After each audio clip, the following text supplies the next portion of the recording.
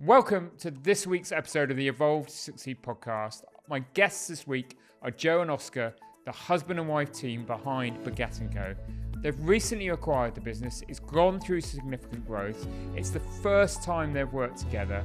There is so many questions I've got for them in this episode, so I'm sure it's going to be a great and interesting conversation. Please enjoy the episode, and if you do, remember to subscribe to the Evolve to Succeed podcast and take a look at evolveadvisory.co.uk. Enjoy the show. Welcome, Joe. Welcome, Oscar. Welcome to the Evolve to Succeed podcast. Thank you very much. It's great to be here. You're both co-owners of Baggette Co, and we'll talk about that a bit later about how that's come to be. But just for our listeners, perhaps we could just kick off with you. Just tell us a little bit about Baggette Co, what the business does. Over to you. Over to me. Yeah, so we're an independent chartered financial advisor down here on the south coast in Poole, specialise in working with business owners and people in the area. Been going since, in one way or another, since 1986. Okay. Founded by a guy called Keith Baggette.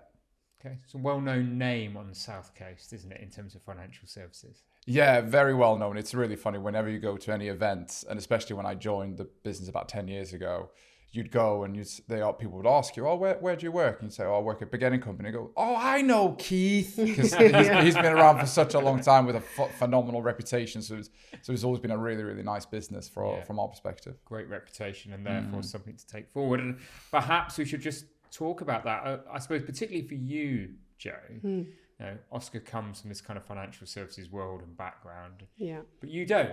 You were once a pilot. Yeah. So just perhaps again for our listeners, could you give us a bit of your background and how you came involved with the business? Yeah, absolutely. So I started my career in aviation and was in aviation pretty much exclusively until I joined the business back in, where are we now? 2022. So I'm coming up to 3 years of being in financial services now. I started off as a commercial pilot. I then went into ground operations and ran one of the UK's largest flight training organisations.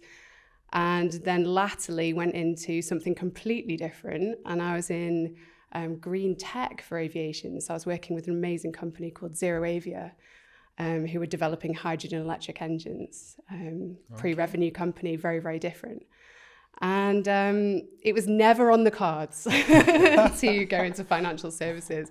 In fact, I was a terrible wife and really didn't pay much attention to what Oscar was doing. Oscar, what do you do? Yeah, something to do with pensions and investments. You know, I was so it was never on the cards. But I developed quite a lot of operational skills, I guess. So when the opportunity came about for Baggette Company, Oscar said, do you fancy joining me on this new adventure? So it was a bit of a no-brainer, really. I think you're really humble there when you say, I asked you to join me on this venture. I said, I can only do this with you because of Joe's amazing background and what she has done. So Joe is, like you said, from an aviation background, but also with all the operational experience that you have. I think I would like to think that I'm quite good at the sales part, but in the operational part, I'm really not. So having you join was just such a natural fit. And I actually don't think that if you would have said, do you know what, I want to continue with ZeroAvia, I want to continue down this route, I don't know where we would be today. That's very nice of you to say. Look at that. Yeah. It's brilliant. But it is so true, isn't it? I mean, obviously, I think a lot of professional services businesses forget that actually to really deliver client delight and to do what they need to do and do it in the right way and to grow, they need to be a proper business themselves. Yes. Yeah. And the operations and the internals and the support functions and the marketing, it all needs to work really well. And quite a few professional services businesses start with this kind of big ambition, but grind to a halt quite quickly because they're not running it themselves as a business, are they? And that's what I think makes the partnership work so well, is because we are able to stick to what we're good at, and straight away, a clever guy that we used to work with sat us down and talked about lanes of responsibility. And this was just really pivotal, and it set us off on a really good track straight away. And we sat down and said, look, what are you good at? What am I good at? And let's just try not to cross over into each other's lanes. And we've held that as a mantra really for the last 3 years. We have, and you're very good at it, and I'd say I'm okay at it. So sometimes I quite so sometimes I might get a bit overzealous and start slightly drifting over into your lane, and you're quite good at giving me a little gentle nudge or a bit of a back. Get back into your lane. But for us, it works really well, and it's like you said, you know, whatever you do in life, professionally or not professionally, it's a lot easier to do what you're good at. Oh, play into your strengths. It's a mantra that so many people say, isn't it? And absolutely. Get in your lane or understand your lane. Yes. It's a great way of articulating that. Yeah, absolutely. And then your days go faster. You're more productive. You're getting the right outcomes. You're being able to inspire your team. Everything kind of falls into place. Yeah.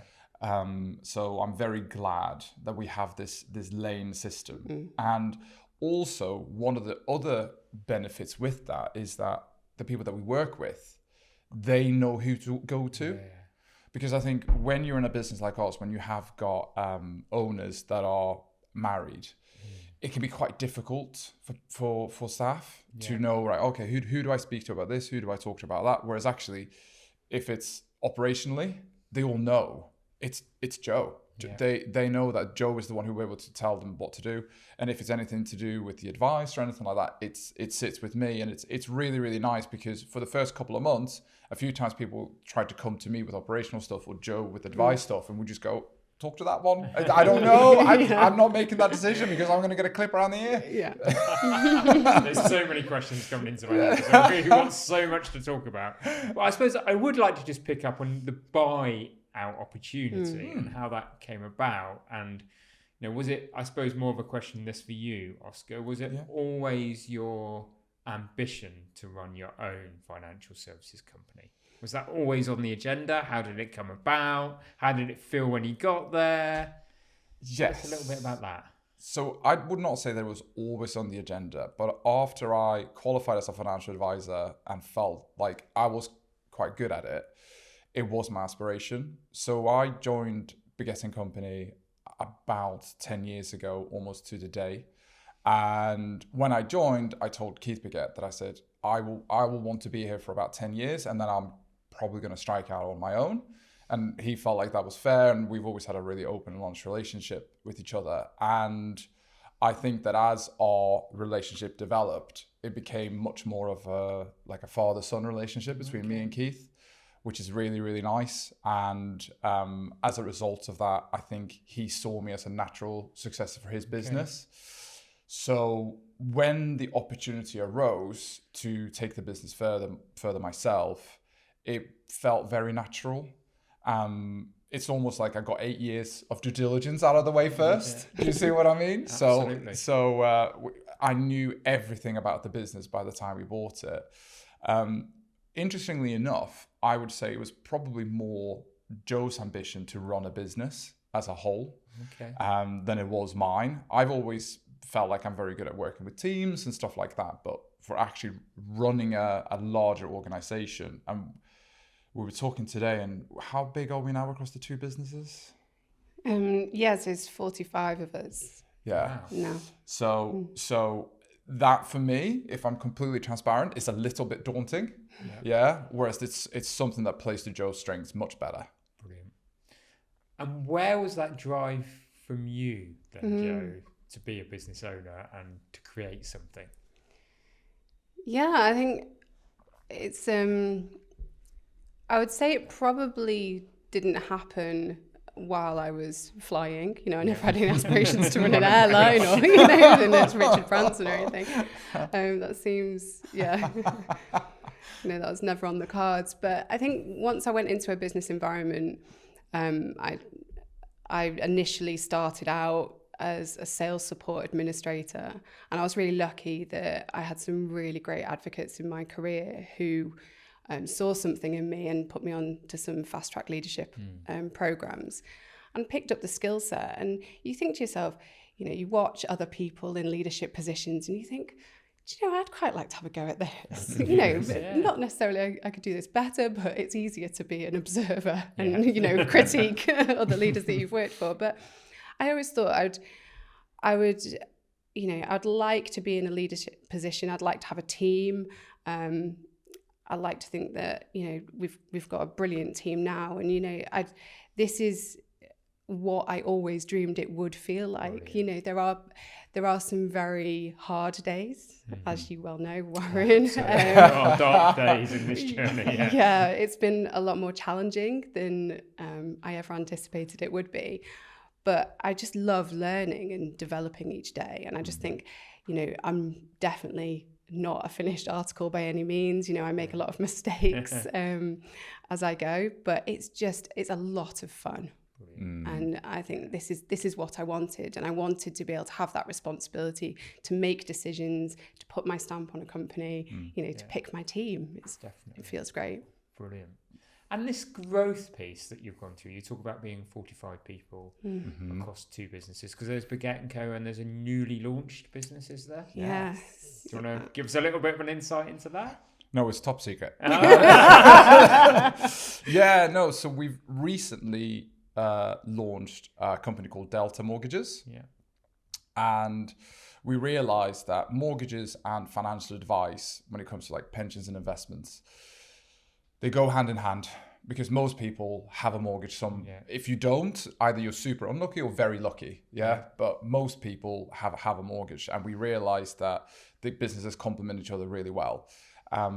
We had the massive fortune of working with Lee Taylor, who is our head of marketing.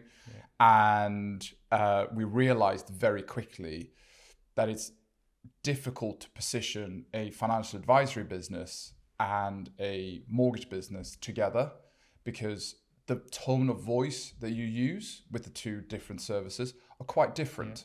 So it became very apparent to us that we needed to split it out somehow to make it different, to make it feel different, be it something as simple as the color scheme, but they had to be separate businesses. And we were joined by a financial advisor in our business who also happened to own a mortgage business. So he wanted to be a financial advisor, and we started working with him closer and closer and realized that, okay, we really enjoy working together. And so the conversation started, and Joe did something phenomenal. So we would meet every other week, and we would have a spreadsheet. You'll realize that Joe quite likes spreadsheets. It's operational. It does need to be run inspirationally, but it does need to be run with numbers. Yeah, exactly. And Joe had almost like a checklist for our meetings of points that we needed to agree on if we were to do a merger with them. So they used to be called Heritage Mortgages. Okay. And when we realized that this absolutely has legs, they were happy to rebrand into Delta. So our guys joined their guys last month. It's the 1st of May we officially officially launched. Thank you. And it's a business that's extremely exciting, because one of the biggest things that it's going to do is it's going to be going into other businesses, predominantly in the Southwest, and do financial wellness seminars. Okay. So, for example, if you employ 10 people, and at the moment, with everything that's going on in the economy, with interest rates changing, with the job data that's out and stuff like that, if you want your guys to feel a little bit better, if you want to put a bit of an arm around them, our mortgage brokers can come in, talk to everybody about their mortgages in a very open forum. They're quite fun as well, so they'll probably bring beers and cake. You know what I mean? And just have a chat and maybe be able to either save on the mortgages, or for the younger generation, which is such an issue that's really, really close to my heart, help them on the ladder. Fantastic. Because I am very... You see these finfluencers and they talk about, no, you should rent so you're more flexible and all this. And I'm very against that. I think trying to get some roots down, trying to get on the property ladder is extremely important. And with everything that's happening and with how difficult that is, having somebody who's an expert in the area help you on that journey, I think is so important. Great. Perfect. But we talked about 45 people. So how many people were in the business at date of acquisition? 16. 16. And that was 2022? We completed so these things always take longer Yeah. than you anticipate with always, M&A A activity. lesson to learn. So I joined the business in the July 22, expecting, Keith was very happy and very flexible for me to come in earlier and have a look at the business and actually start making some changes ahead of the deal actually completing. In the end, we didn't complete until April 23. So we've just had our 2-year anniversary. Wow. So nearly 30 people increase in headcount in 2 years. That must have been quite a journey. Yeah, it was one Is it one we didn't plan it. I didn't have a spreadsheet for that. Our plan initially was, let's have a year of setting foundations. Initially, one of the things that I did when I started in the business was I sat everybody down for an hour and had a conversation. With me, it's always a structured conversation. So I asked everybody the same 5 questions. And essentially, what is going well? What would you like to see improve? What are the struggles? Where do you think we can really thrive in this market? And just got everybody's opinions. And off the back of that gave me an initial plan for what we could do to take it to the next level. I wanted to solve some of those maybe niggly frustrations. But actually, what I found was the team had a real appetite for change, actually. They were quite excited by having new leadership in, which is really quite rare. I think a lot of people can be quite not intimidated by the situation, but be thrown off a little bit, resistant. And I realised that's change, though, isn't it? That's how people react to change, is absolutely. to put up the barriers, isn't it? And you've got to overcome that. Yeah. But I think because Oscar was so familiar, he's been in the business for 8 years at that point.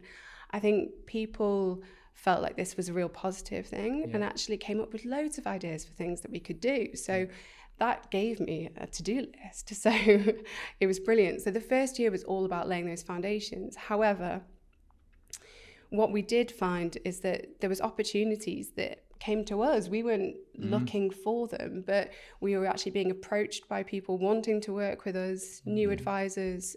So we ended up growing both on the investment side and also on the mortgage side over that period.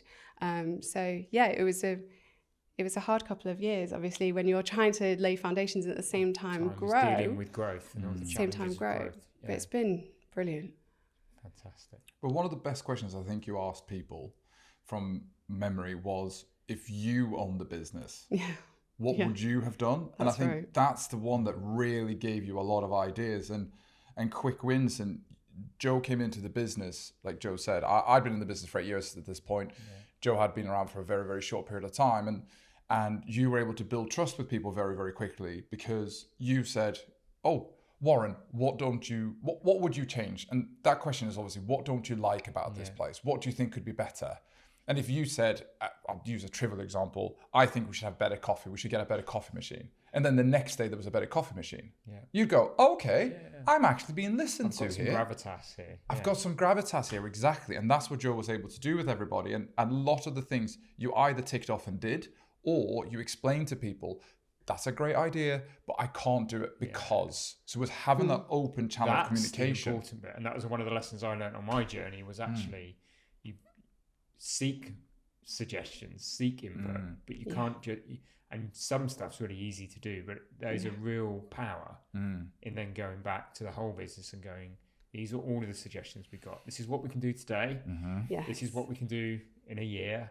But actually there is a couple of things here that will never work, and this is why it won't work, and this is why we can't do it. And I remember doing that on several occasions, and the morale boost that came out the back because you'd trusted them. And you'd communicated properly, but you'd actually trusted them with some of your inner thoughts. Because some of the things you can't do are because there is a real deep-seated commercial reason why it can't happen. And really, at that point as well, I had no emotional attachment to the business. So there was, I wasn't defensive about, right now, I think, I'm 2 years in, and I think, if someone said, oh, I don't like this, I might Might get a bit bristly. Okay, like, we can, you know, and you have a different attitude to it. Whereas at that point, it was like, okay, just clean slate. Yeah. Let's have a look at this. Let's see what can be done. See what can be done. And another thing that you did as well, which was amazing, was we used to have about every 6 months, we used to have like a company update, and we used to have a bit of a conversation. But because we have had so much change in such a short period of time, communication is key, right? And to get people on board and to have positive change, that's one of the most important things, is to communicate that change. So Joe introduced monthly company updates. Okay. And it was I want to call it a free-for-all, but not quite like that. And it was I'm more... sure it had some structure. Yeah. Oh, it hadn't had some structure, definitely. But it was also an opportunity for people to genuinely ask questions. Like, what's happening? What are we doing? Why are we doing this? And sometimes when you're making decisions and you're going through a lot of change, you're making decisions quite fast, and you don't necessarily have the time to communicate that properly. Whereas if once a month you have a forum where people can go, why have we decided to go down this route? Then you can go, oh, amazing question. Let's talk that through. And then hopefully you've made the decision for the right reasons. Yeah, no, definitely. A very quick break from this week's episode, which I hope you're enjoying. If you are enjoying, please remember, do help us and help yourself to make sure you don't miss an episode by subscribing and reviewing the episode. So that's it. Short interlude from me. Let's get back to the conversation.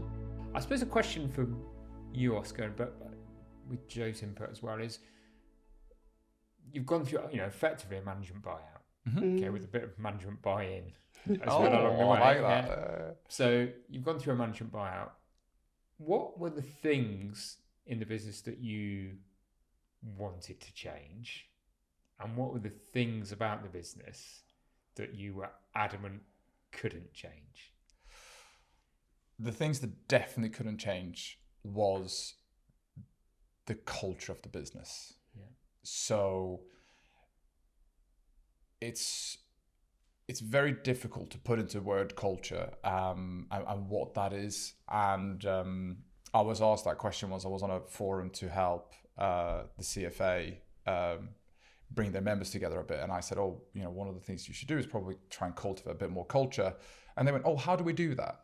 And I said, well, if I knew that, I probably wouldn't be here. I'd be a multi. But having the team that we took on, and most of these people I've known for 8 years, and I've seen their children grow up and stuff like that. So I have a really, really close connection to people. We also have something called boomerangs, which is we've had people leave the business and then come back. Yeah. And I think that's one of the nicest things that we have, because and it's not a case of the grass isn't always greener, but that people feel confident and comfortable enough to go, actually, I would like to come back.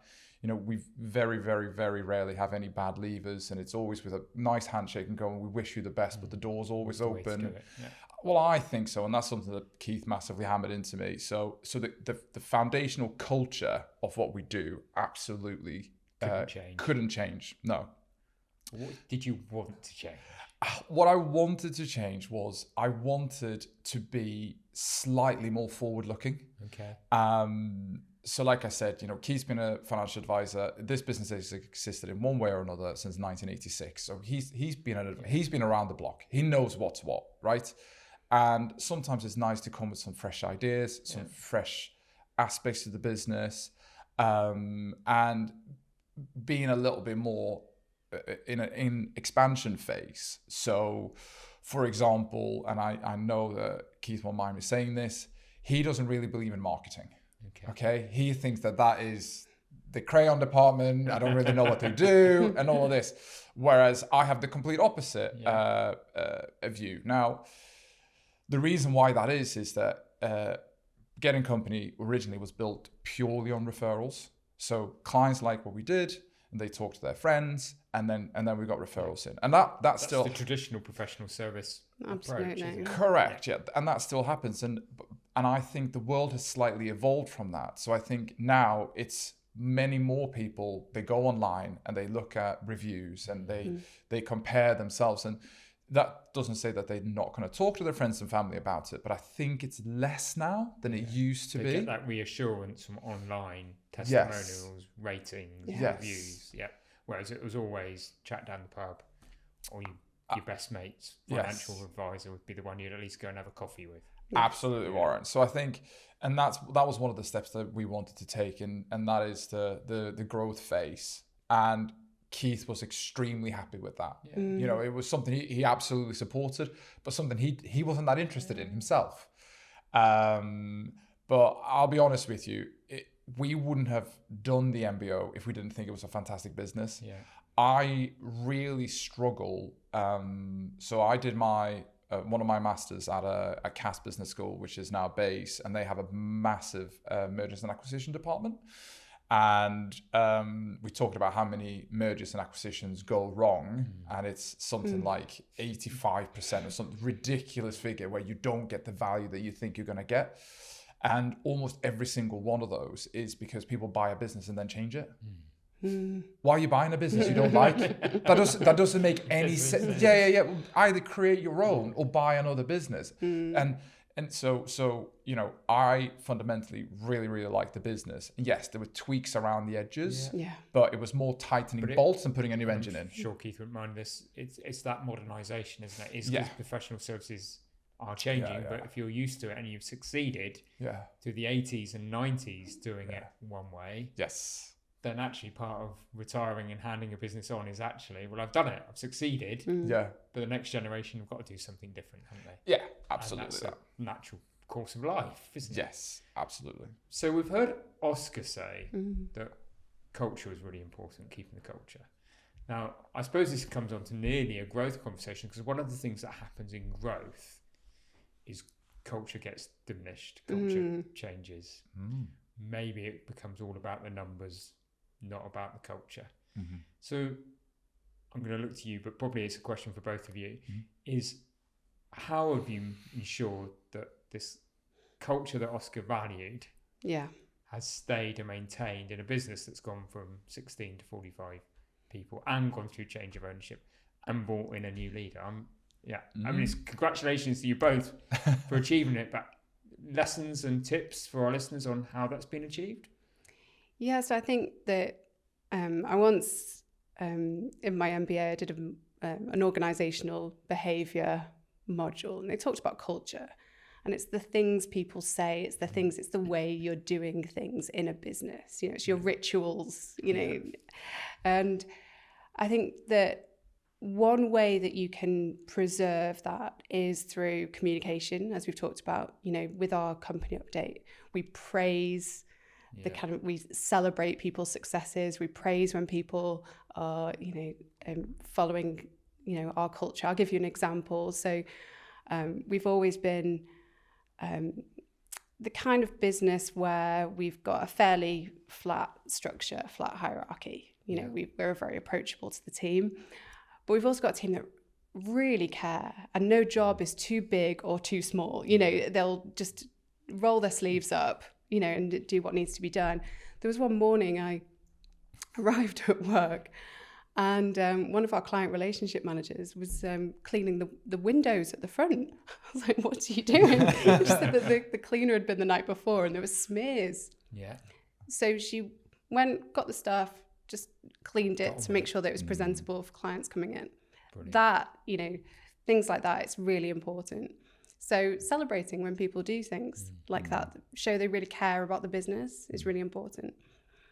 I think the next stage of growth that we've had to do, when you've got 16 people, you have such close relationships with everyone. You know, you walk around, you know, you've got more time to spend and bond with people. It becomes a challenge, that next level up. Absolutely. What we've had to do is really, you know, we've put in layers of management beneath us, which make you even more removed. Yeah, if you're not careful, you become really remote, very quickly. So one thing that we both try and do is walk around the building, make an effort to talk to people, you know, understand, like, I'm quite proud of the fact I know all of the team's children's names and, you know, and really make an effort. Any new starters that come in, we had a couple yesterday and we went and took them for lunch. Yeah. And we don't talk shop and just go out for lunch and learn. As humans. Get to know them. And that's something that we want to try and continue. So really just trying to keep relationships. But as we've brought that layer of management in, we've had to really invest time and energy into that management team to make sure that our links are really close and make sure that they know what we're trying to preserve as part of the culture, and then they're there as well to be able to disseminate that down. I think that's really important. Brilliant. And also one of the things that we've talked about a lot is you remunerate the behaviors that you want. And I think that's really powerful. So, we have a bonus part that we introduced, and we remunerate good behavior and teamwork and stuff like that. But also for the advisors, no one has sales targets.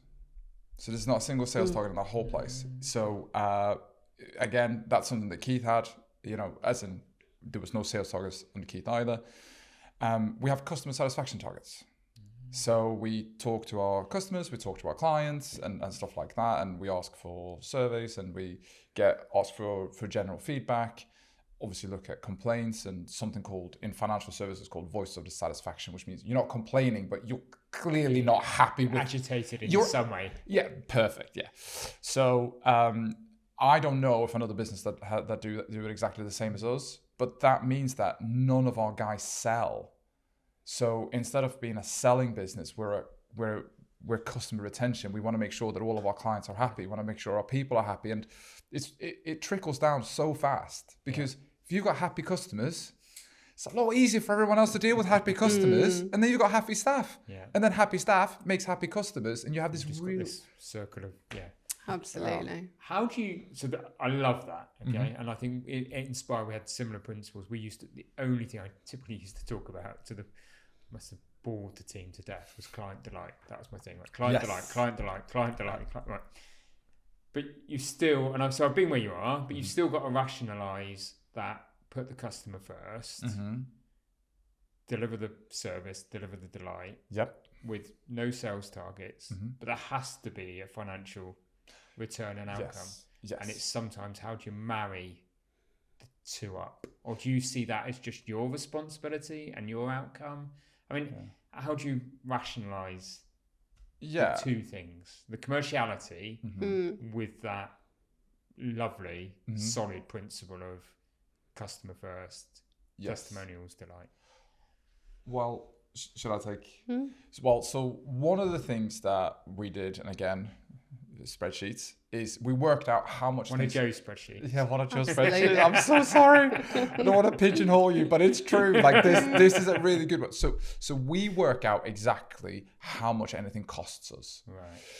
So if you came to us and you said, I want to do X planning, I can very quickly work out how much that is going to cost a business. And I will then have to give you a minimum fee and say, Warren, I would love to work with you, but we have to charge you X, because otherwise the business loses money. Okay. So that's how we make sure that you're being treated fairly and the business is being treated fairly, because obviously we can't do stuff that we're not remunerated on. You're 100% right. But also I found, and this is one of Lee Taylor's quotes, and that is that we try to be relentlessly helpful. And it's very interesting. And I know, Warren, that you had a very, very good reputation in the business. When you are helpful to people and when everything isn't just numbers, a lot of good karma and a lot of good things happen as a result of that. And one of my clients, there was this old lady, she was, she well into her 70s, and she was struggling with something, and she had very, very little money. And I was happy to sit down with her, and I sat with her for about 2.5 hours. We did a very quick report. Didn't really charge her anything, but it was the right thing to do. And it was one of those things that I felt like I just had to do it. It was one of those where you're like, I have to help this person, and we could genuinely help. So I helped her, and had a great relationship. And off she went, and she was very, very happy with what we did. And about a week later, I got a phone call. And this guy, I can't say names, and he goes, "Hey, Oscar." And I went, "Yeah, how can I help?" And he went, "Oh, you just helped my mum." And I was like, who's your mum? And he went, "Oh, yeah. Is everything okay?" Because first thing you do is worry, right? You're like, "Oh, why are you got?" Yeah, exactly. I'm like, "Oh my God, what have I done wrong?" And I was like, "Yeah, everything okay?" And he went, Yeah. Well, she told me that you treated her with respect, and you were really, really nice to her, and you didn't you didn't try and do anything bad and anything like that. And he went, and can I come in? And straight away I was like, oh, not really. I was like, yeah, no, of course, yeah, please come in. And he was just about to sell his business for millions. Right. Karma happens. Yeah, absolutely. And it's one of those things, and you have to. Yes, we are running a business. We're not shying away from that. No. We have to be profitable. We're now responsible for 45 people. Yeah. That's how I look at it. So if we don't run a profitable business, 45 people are out of jobs. Yeah. So I am massively. We both feel that we're both responsible for the people. You have to when you run your own business. Absolutely. But at the same time, you have to be a human being as well. So I love that. I love that response, because quite often you hear the culture piece, you hear treat people fairly, put customers first, but you don't always hear we've got a business model, we've got a financial model that underpins it. And we know that, and by the sound of that conversation, you understand it inside and out, which means that you can put customers first, put staff first, because you know exactly the outcome that means. It's not only like good business practice, but I don't think I'd sleep well at night unless I had a handle of the numbers. So yeah. And I'm starting to understand Joe, you're part of our peer groups, and I've come to some of the events that Evolve run, and that's how we've got to know you. But it's the first time I've met Oscar, and I never sat down with you both together. But I'm starting to see the team dynamics here, and I'm starting to see how well it works.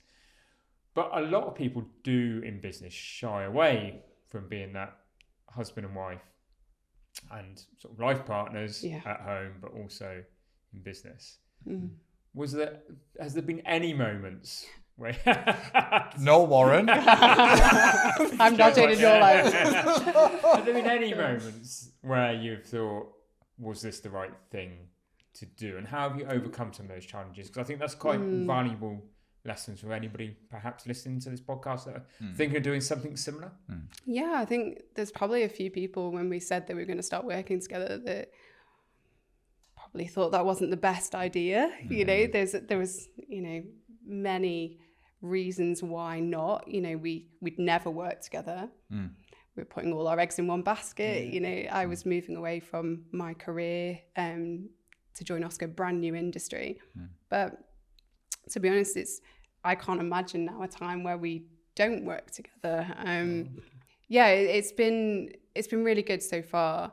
I think I would say that one of the biggest challenges with it is that you have to be so disciplined of separating your personal and professional lives. Yeah, I was going to ask that. Where do you draw the boundaries between this is now home and this is now work? Yeah, that's really important because, of course, the temptation may be, as you're brushing your teeth in the evening, to go, oh, and I just need to tell you about that one thing, or let's have a chat about this. But we've managed that quite well. Certainly, all the challenges that come with that are massively outweighed by the fact that you get to celebrate very closely. When we have really, really good days and we have real highlights, we get to share that. And you would usually share that with your partner, but there's always that removal. They don't know who you're talking about, or what does that mean? What's going on. Whereas actually now we get to celebrate those successes together. So I would say the times where we found it challenging to work together have been few and far between. Yes, dear. Now I see that dynamic working again. No, I think you're right. And Keith actually said one thing to us, and I think that was really, really powerful. And he went, no shop talk after 8. Yeah. Okay. And we have tried to stick to that. And I think one of the things you need to do in life is communicate. And I think it's important in business and important with your spouse. So, you can split those completely in half. And if there is a burning issue that I have after, say, 8 o'clock, I will turn around and go, listen, I have something that I need to get off my chest. It is work related. Are you receptive to this conversation or not? And if Joe turns around and goes, darling, I'm shattered. Yeah. Can we please do it tomorrow? Then I'll go to a notepad, I'll make a note of it, and I'll have to deal with it that way.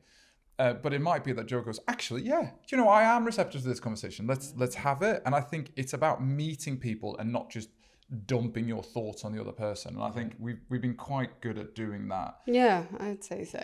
And also we store stuff up.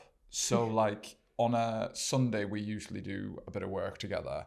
And it's very often that we kind of hit top things. So instead of firing emails to each other or WhatsApps or whatever, we'll sit down and go, oh, okay, actually, I need to tell you about this, and this.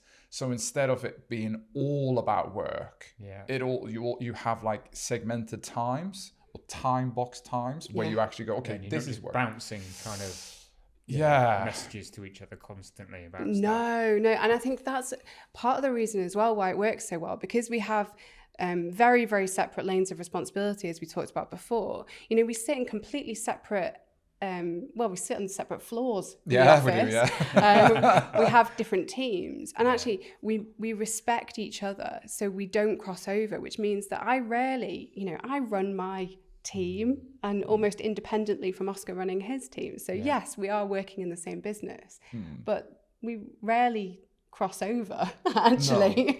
So but it's just quite nice occasionally where we can go and have lunch together or do something like that. But I would almost flip your question on its head. So it's going really well, and we know that we're going to have bad times, and we've been very fortunate that we have had a lot of good times, right? So it's easier when it's going well, okay? Yeah, like I appreciate that 100%. But I feel like over the past 3 years of working together, almost 3 years of working together, I feel like we've got closer than ever. So it's almost now we joke and when business is going really well and Joe's like, oh, well, should I maybe do an own project? Should I branch out on my own again? I'm like, well, I don't really want that. Don't do that. Because I enjoy working together. And if the argument is you sleep for 8 hours a day, you work for 8 hours a day, and you have 8 hours a day of leisure. I mean, that's not true when you own a business, but if we use those as general yardsticks, then that would mean that I would give up 8 hours a day with my wife on the weekdays if she goes and does something else, and I'm not ready for that yet. No, So I don't think I am either. So it's quite nice working together, but you have to keep the respect as well. Find the boundaries. You got to find the boundaries, and you've got to agree on the boundaries. And I think if one of you thinks one thing and one of you thinks the other, it's about communicating with each other and making sure that you, whatever it is, like you compromise. And you go, like, for example, if Joe said, well, I want to be able to talk to about work till 9, and I say 8, we'll do 8:30 then. Yeah. Do you know what I mean? Whatever it is, so that you're both relatively happy with the solution. Yeah. And you've got young children as well, haven't you? One young child. Yeah. And how's that dynamic work? I mean, if I had, is it a son?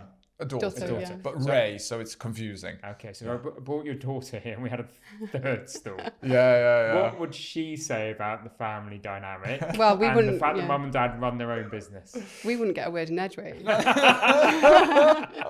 She's a very dynamic little girl. Yeah. She loves it. She really, really does. I think, she's 7. Yeah. Now. So she can understand and see what's happening, can't she? She can understand it. She occasionally, will need to drop into the office sometimes after I've picked her up from school, and she'll walk in, she'll chat to everybody. People joke and say she's the future leader of the business in the making. She's very much, she likes getting involved, doesn't she? She almost sees it as like a treat if she gets to go into the office and see people. I think it's had a big influence on her, more than I thought. We ask her a question, a set of questions on her birthday every year. It's become a tradition. Okay. And one of the questions is, what do you want to be when you grow up? So we see how it changes, from year her responses. And last year it was CEO. So I think it's having a positive impact. Of course, it's a balancing act. It's difficult being a business owner sometimes, and me personally, mum guilt is real sometimes. But she's pretty resilient. She's a perfect daughter for us to have and do this at the time. Be in this phase of our life, and we have to make time, and we do. We very much ring fence quality family time outside of work, which it's absolutely. It's working for us. Yeah, good. But I think also we've done this thing, haven't we, where we talk to each other, again, the whole communication piece, but we say how busy the other one is. So at the moment, because we've just launched Delta, and that has been very heavily on Joe.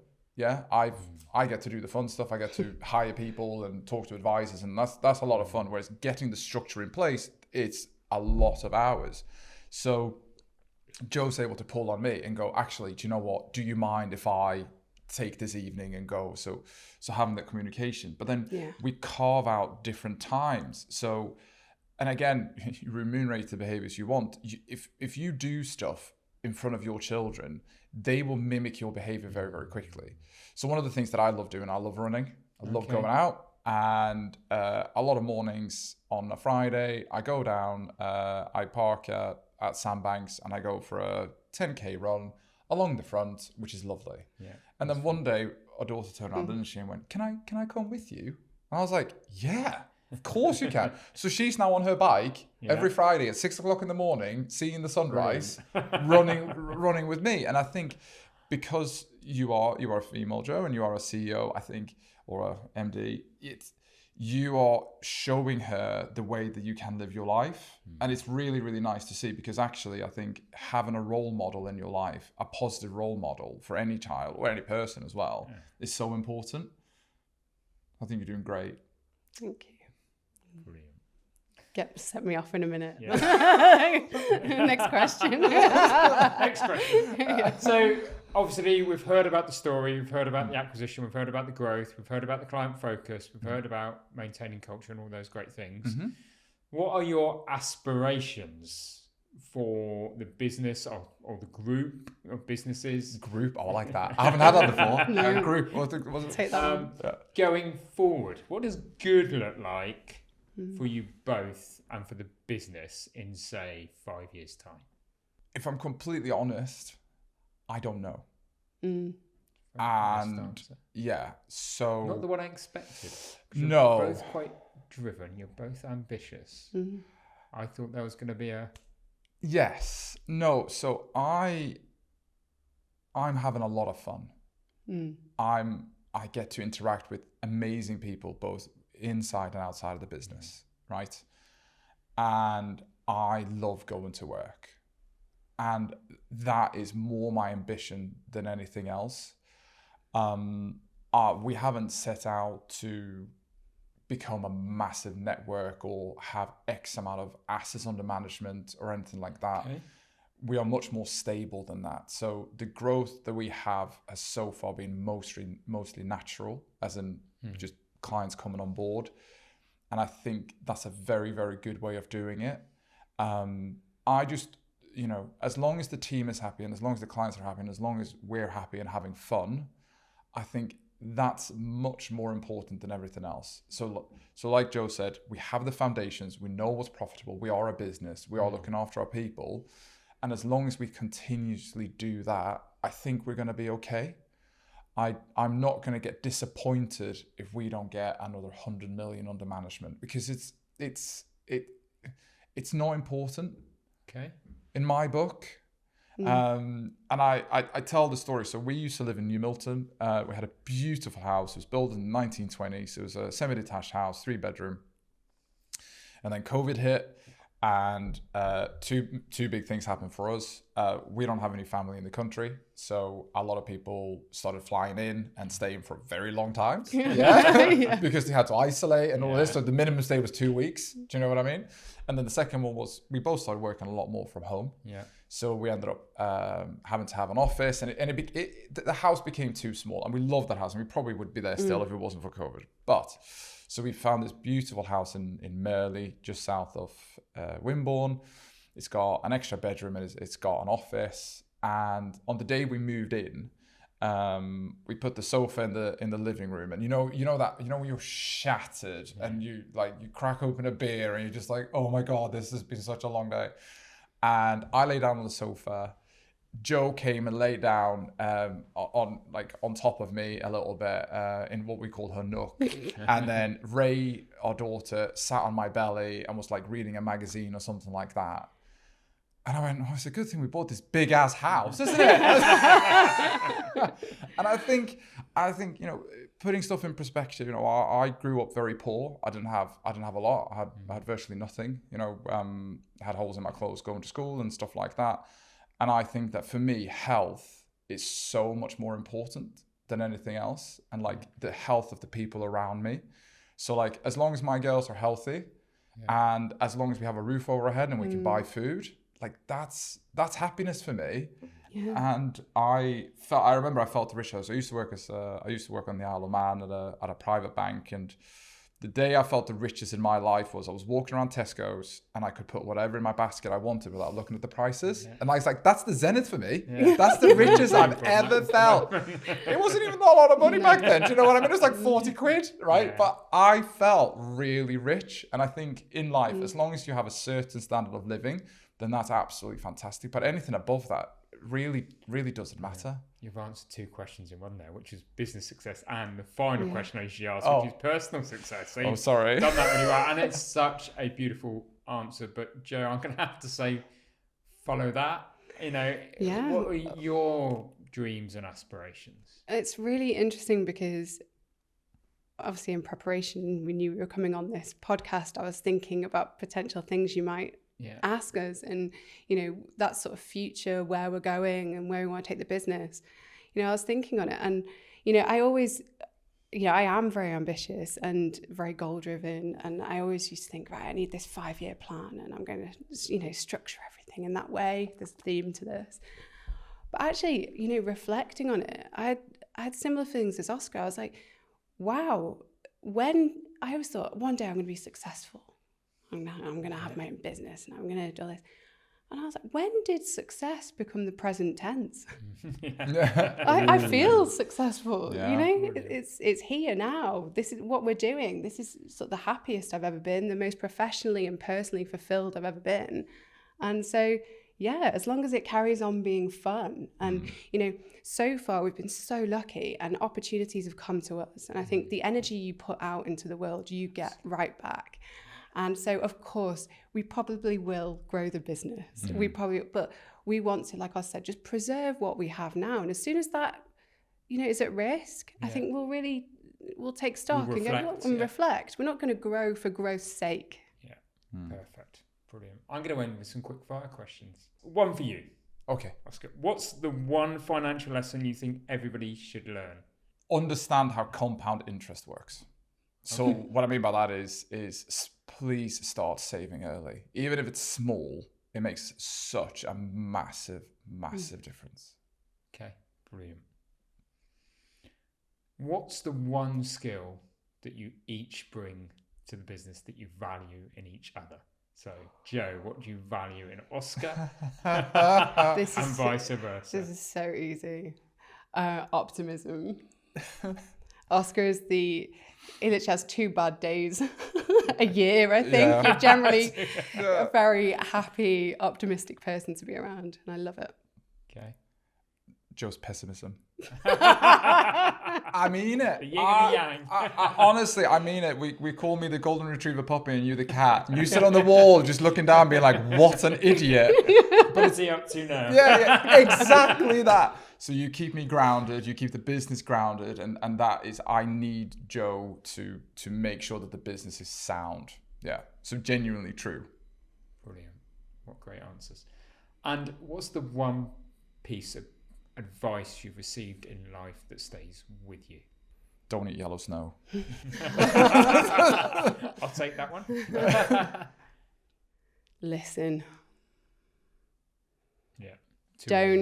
Don't bury your head in the sand. Yeah.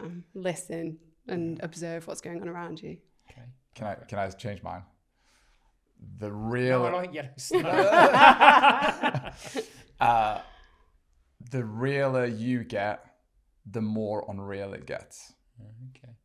So the more honest you are, the more you walk into rooms with a straight back, the more you conduct yourself appropriately, the more you look people in the eye and tell people the truth and act with integrity, the crazier things get around you.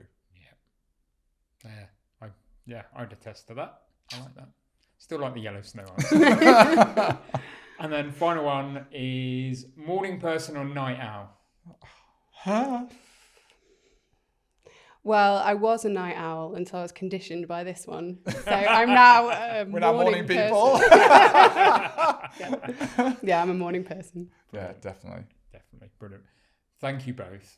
It's been a great conversation. There's so many lessons to hear. I've really enjoyed getting to know you both a bit better, understanding the dynamic, and learning more about what a great story and the journey you're on and everything that's happening at Baggette Co. So thank you for being great guests.